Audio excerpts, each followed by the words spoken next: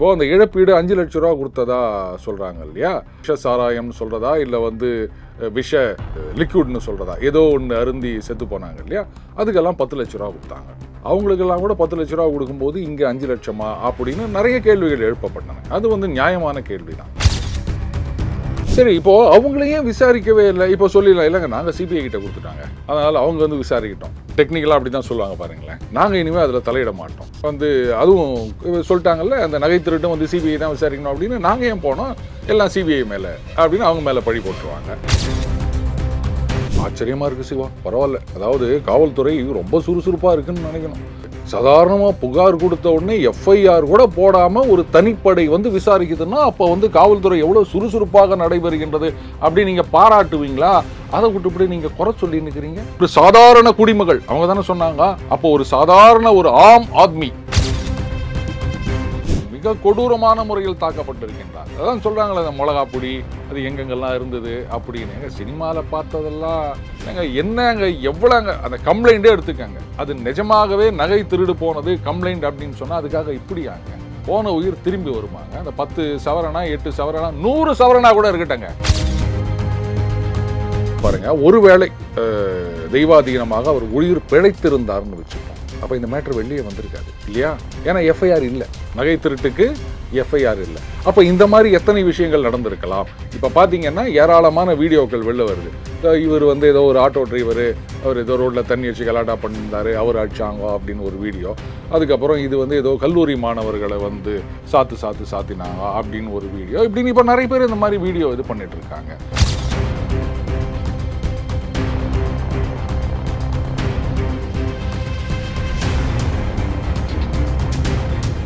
Real one நண்பர்கள் உறவுகள் அனைவருக்கும் வணக்கம். இன்று பல்வேறு தகவல்களை நம்முடைய உறவுகளுடன் பகிர்ந்து கொள்ள இணைந்திருப்பவர் டெய்லி பஞ்ச் அருண் அவர்கள். வணக்கம் சார். வணக்கம் சிவா. சார், இந்த சிவகங்கையில் காவல்துறையினரால் அடித்து கொலை செய்யப்பட்ட அஜித்குமாருடைய குடும்பத்துக்கு அமைச்சர் பெரிய கருப்பன் அவர்கள் நேரில் சென்று நிவாரணம் கொடுக்கப்படும் அப்படின்னு சொல்லி கொடுத்துருந்தாங்க. 3 சென்ட் நிலம், அதே நேரத்தில் பார்த்தீங்க அப்படின்னா ஆவின் பூத்தில் வேலை.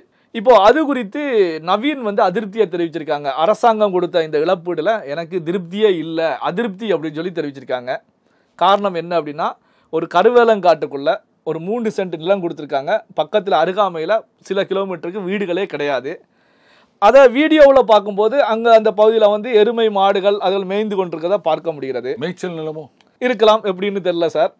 அதே நேரத்தில் பார்த்தீங்கன்னா வேலையை பொறுத்த வரைக்கும் இப்போ இருக்கக்கூடிய வீட்டில் இருந்து 80 கிலோமீட்டர் தூரத்தில் இருக்கக்கூடிய ஒரு ஆவின் பூத்தில் தான் வேலை கொடுத்துருக்காங்க அப்படின்ற கருத்துக்களையும் முன் வச்சிருக்காங்க. இதை எப்படி பார்க்குறீங்க? அதாவதுங்க, அந்த கருணை அடிப்படையில் வேலை உதவித்தொகை அப்படின்றது நிறைய விஷயங்களை நம்ம பார்க்குறோம். இப்போ ஒருத்தர் அரசு வேலையில் இருக்கார், அவர் மரணம் அடைந்து விட்டாருன்னு சொன்னால் குடும்பத்தில் ஒருத்தருக்கு வேலை கொடுக்கறது அப்படின்னு. பட் இது அந்த மாதிரி கிடையாதுங்க. ஒரு கொடூர சம்பவம் நடைபெற்று இருக்கின்றது. அதனால் முதலமைச்சரோட சாரி கேட்டுட்டு இந்த மாதிரி ஆஃபர் பண்ணியிருக்கார். அட்லீஸ்ட் அந்த அதிகாரிகள் இவர்கிட்ட கலந்து பேசி எந்த மாதிரி என்ன ஏது அப்படின்னு ஒரு முடிவுக்கு வந்துட்டு அதுக்கப்புறம் கொடுத்துருந்தாங்கன்னா இந்த பிரச்சனையே வந்திருக்காது. அவர் தாங்க ஓகே சொன்னார் அப்படின்னு சொல்லலாம். அடுத்தது அவர் சொல்லியிருக்காது 80 கிலோமீட்டர் தொலைவில் அப்படின்னும் போது அகெயின் இது ஒரு பெரிய இழப்பை சந்தித்திருக்கின்ற ஒரு குடும்பம் இல்லையா? ஒரு பெரிய துயர சம்பவம் நடந்திருக்கின்றது. அப்படி இருக்குச்சு இந்த பையனும் அவ்வளோ தூரத்தில் போய் வேலை செய்யணும் அப்படின்னா அப்போ அந்த அம்மா என்ன ஃபீல் பண்ணுவாங்க? அடுத்தது நீங்கள் நிலம் கொடுத்துருக்கீங்க, அது எங்கே கொடுத்துருக்காங்க? 80 கிலோமீட்டரா இல்லை அவங்க இருக்க இடத்துக்கு பக்கத்துலையா? அது தெரியல. இப்போ 3 சென்ட் அப்படின்னா எங்க ஒரு கிரவுண்டு கொடுத்துருக்கலாமுங்க. இல்லை, அந்த நிலம் பார்த்தீங்கன்னா ஒரு ரெசிடென்சியல் பிளேஸில் கொடுக்கப்படலை. இல்லை, அது அடுத்த கொஸ்டின். அது என்ன 3 சென்ட் ஒரு 5 சென்ட் ஒரு கிரவுண்டா அப்படி கொடுத்துட்டு போயிருக்கலாம் ரவுண்டா. இது என்ன கணக்குன்னு தெரியல. சரி, ஓகே, ரைட்டு, ஏதோ கவர்மெண்ட்டில் கொடுத்தாங்க அப்படின்னா அப்போ அவர் சொல்கிறார் இது எங்கேயோ இருக்குது அப்படின்னு சொல்கிறாரு. எப்படிங்க அந்த மாதிரி அவர் சொல்கிறது உண்மையாக இருக்கிற பட்சத்தில் அந்த மாதிரி இடத்துல நிலத்தை கொடுத்து எதுக்குன்னு எனக்கு புரியல. இப்போது அந்த இழப்பீடு 5 லட்ச ரூபா கொடுத்ததா சொல்கிறாங்க இல்லையா? ஆனால் அந்த அது என்ன சொல்கிறது, விஷ சாராயம்னு சொல்கிறதா இல்லை விஷ லிக்விட்னு சொல்கிறதா, ஏதோ ஒன்று அருந்தி செத்து போனாங்க இல்லையா? அதுக்கெல்லாம் 10 லட்ச ரூபா கொடுத்தாங்க. அதாவது நீங்கள் இதெல்லாம் குடிக்கக்கூடாது, தடை செய்யப்பட்டது, விற்கிறதும் தப்பு, அதுக்கப்புறம் அதை வாங்கிறதும் தப்பு, அதை குடிக்கிறதும் தப்பு, மொத்தத்தில் சாராயம் குடிக்கிறதே வந்து நம்ம சமூகத்தில் ஒரு காலத்தில் தப்பு அப்படின்னு இருந்தது. ஆனால் இன்றைக்கி அதை மாற்றிட்டு மது பிரியர்கள் அப்படின்னு கொண்டு வந்துட்டோம். விட்டுத்தல்லுங்க. அவங்களுக்கெல்லாம் கூட 10 லட்ச ரூபா கொடுக்கும்போது இங்கே 5 லட்சமா அப்படின்னு நிறைய கேள்விகள் எழுப்பப்பட்டன. அது வந்து நியாயமான கேள்வி தான். அட்லீஸ்ட் இந்த விஷயத்திலாவது அவங்கக்கிட்ட கலந்து பேசிட்டு கொடுத்துருந்தா இந்த மாதிரி பிரச்சனை எல்லாம் வந்திருக்காது. இப்போ இவர் சொல்கிறாரு, நீங்கள் எங்கேயோ கொண்டு போய் கொடுத்துட்டீங்க, அங்கே வந்து எருமாடு மேயுது அப்படின்லாம் சொல்கிறாரு. இப்போ இதுக்கெல்லாம் தேவையில்லாத இடம் கொடுத்தா மாதிரி தானே ஆகிப்போச்சு.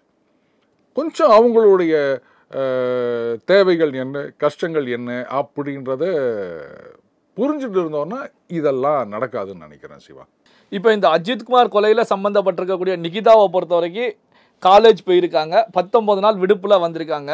அதே நேரத்தில் பார்த்தீங்கன்னா இந்த சம்பவம் நடந்து இந்த நிமிடம் வரைக்கும் நிகிதா கைது செய்யப்படலை. வழக்கை பொறுத்த வரைக்கும் தமிழக முதலமைச்சர் மு.க.ஸ்டாலின் அவர்கள் சிபிஐக்கு மாற்றியிருக்காங்க. சிபிஐயும் இன்னும் கையில் எடுக்கலை. இதை எப்படி பார்ப்பது? கரெக்டுங்க. அது நிறைய பேர் சொல்லுவாங்க. இது இன்னைக்கு கூட பார்த்தேன், பாதுகாப்புடன் கல்லூரிக்கு சென்றார் அப்படின்னு ஒரு செய்தி வந்திருந்தது. இப்போது அவங்களுடைய புகார் அதிலிருந்து தான் இது ஆரம்பமானது இல்லையா? அப்போது எப்படி புகார் கொடுத்த உடனே தனிப்படை வர அளவுக்கு என்ன நடந்தது அப்படின்றது வந்து ஒன்று அந்த தனிப்படை கிட்ட விசாரிக்கணும். அதுக்கப்புறம் இவங்ககிட்டையும் விசாரணை நடத்தணும் இல்லையா? நீங்கள் கைதுன்றது செகண்டரிங்க. இப்போது நீங்கள் கூட போயிட்டு ஒரு கம்ப்ளைண்ட் கொடுக்குறீங்க, அந்த கம்ப்ளைண்ட்டை இன்வெஸ்டிகேட் பண்ணும்போது ஏதோ நடந்துருது அப்படின்னா சிவா தான் அதுக்கு பொறுப்புன்னு சொல்ல முடியாது. லீகலி நான் இதை ஒத்துக்கிறேன்.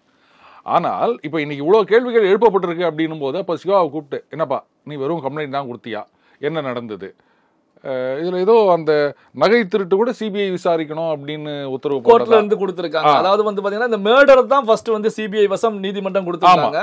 வழக்கறிஞருடைய வாதத்துக்கு பிறகு இந்த நகை திருட்டு விவகாரத்தையும் சிபிஐ விசாரிக்கணும்னு கொடுத்திருக்காங்க. அதுவும் வந்து 30 நாளுக்குள்ளார இந்த வழக்கம் முடிக்கணும் அப்படிங்கிற ஒரு டேட்டையும் ஃபிக்ஸ் பண்ணி இருக்கிறது நீதிமன்றம். சரி, இப்போ அவங்களையும் விசாரிக்கவே இல்லை. இப்போ சொல்லிடலாம், இல்லைங்க நாங்கள் சிபிஐ கிட்ட கொடுத்துட்டாங்க, அதனால அவங்க வந்து விசாரிக்கிட்டோம். டெக்னிக்கலாக அப்படி தான் சொல்லுவாங்க பாருங்களேன். நாங்கள் இனிமேல் அதில் தலையிட மாட்டோம் வந்து, அதுவும் சொல்லிட்டாங்கல்ல அந்த நகை திருட்டும் வந்து சிபிஐ தான் விசாரிக்கணும் அப்படின்னு. நாங்கள் ஏன் போனோம், எல்லாம் சிபிஐ மேலே அப்படின்னு அவங்க மேலே பழி போட்டுருவாங்க. சிபிஐ என்ன சொல்லுவாங்க, இருங்க எங்ககிட்ட பேப்பர்லாம் வரணுங்க, வந்த பிறகு தானங்க அப்படின்னா அந்த கேப் இருக்குல்ல, தமிழக அரசிலிருந்து சிபிஐ கிட்ட முழுவதுமாக ஹேண்ட் ஓவர் டேக் ஓவர், அந்த கேப்பில் வந்து என்னென்னலாம் நடக்கும் அப்படின்ற கேள்வி இருக்கு இல்லையா? அந்த கேப் ஒரு இன்வெஸ்டிகேஷன் அப்படின்னும் போது இந்த மாதிரி கேப் போடக்கூடாதுங்க. ஸோ அப்போ இமிடியேட்டாக அவங்கக்கிட்ட ஹேண்ட் ஓவர் பண்ணி அவங்க விசாரணை ஆரம்பிச்சிருக்கணும். ஏன் ஆரம்பிக்கல அப்படின்னு தெரியல. அவங்கக்கிட்டையும் விசாரணை நடத்துவாங்கன்னு நினைக்கிறேன். ஆனால் விசாரணை நடத்தலை அப்படின்னா அதுக்கப்புறம் அதுக்கு அர்த்தமே கிடையாது சிவா. இது அந்த நகை திருட்டுன்னு இருக்கு இல்லையா, அப்போ நிச்சயமாக சிபிஐ விசாரிப்பாங்க. பார்ப்போம் என்ன நடக்குது அப்படின்னு. இதில் வந்து பார்த்தீங்கன்னா நிகிதா ஒரு தனியார் தொலைக்காட்சிக்கு பேட்டி கொடுக்குறாங்க. சாதாரணமாக ஒரு குடிமகள் அப்படிங்கிற நிலையில தான் நான் வந்து ஒரு கம்ப்ளைண்ட்டை கொடுத்துருந்தேன், வேற எந்த ஒரு ரெக்கமெண்டேஷனோ இல்லை மேல் அதிகாரிகளிடம் பேசி நெருக்கடி கொடுத்து எதுவுமே கிடையாது. நகை திருட்டு போயிருக்கிறது, ஒரு கம்ப்ளைண்ட்டை கொடுத்துட்டு நான் வந்துட்டேன், அதன் பிறகு நடந்த சம்பவங்கள் எதுவுமே எனக்கு தெரியாது அப்படின்னு சொல்லி தெரிவிக்கிறாங்க. ஆச்சரியமாக இருக்குது சிவா. பரவாயில்ல. அதாவது காவல்துறை ரொம்ப சுறுசுறுப்பாக இருக்குன்னு நினைக்கணும். ஒரு சாதாரணமாக புகார் கொடுத்த உடனே எஃப்ஐஆர் கூட போடாமல் ஒரு தனிப்படை வந்து விசாரிக்குதுன்னா அப்போ வந்து காவல்துறை எவ்வளோ சுறுசுறுப்பாக நடைபெறுகின்றது அப்படி நீங்கள் பாராட்டுவீங்களா? அதை விட்டுப்படி நீங்கள் குறை சொல்லி நிற்கிறீங்க. ஒரு சாதாரண குடிமகள் அவங்க தானே சொன்னாங்க. அப்போ ஒரு சாதாரண ஒரு ஆம் ஆத்மி காமன் மேன் அவங்க போயிட்டு புகார் கொடுத்தா கூட தனிப்படை விசாரிக்கிற அளவுக்கு இன்னைக்கு சிறப்பாக செயல்படுகின்றது. பாராட்டுங்க சிவா. ஏன் பொறாமையில் பேசுறீங்க நீங்க? ஆனால் நீங்களும் நாங்களும் போய் கம்ப்ளைண்ட் கொடுத்தா இது மாதிரிலாம் நடக்குமா அப்படின்லாம் கேட்காதீங்க. இல்லை, அதான் அடுத்த கேள்வி என்ன அப்படின்னா, ஒரு எஸ்பி தலைமையில் ஒரு எஸ்பி வந்து ஆர்டர் போட்டு ஒரு தனிப்படையை அமைத்து இந்த விவகாரம் இந்த நிலைக்கு செல்கிறது அப்படின்னா இதை எப்படி புரிந்து கொள்வது?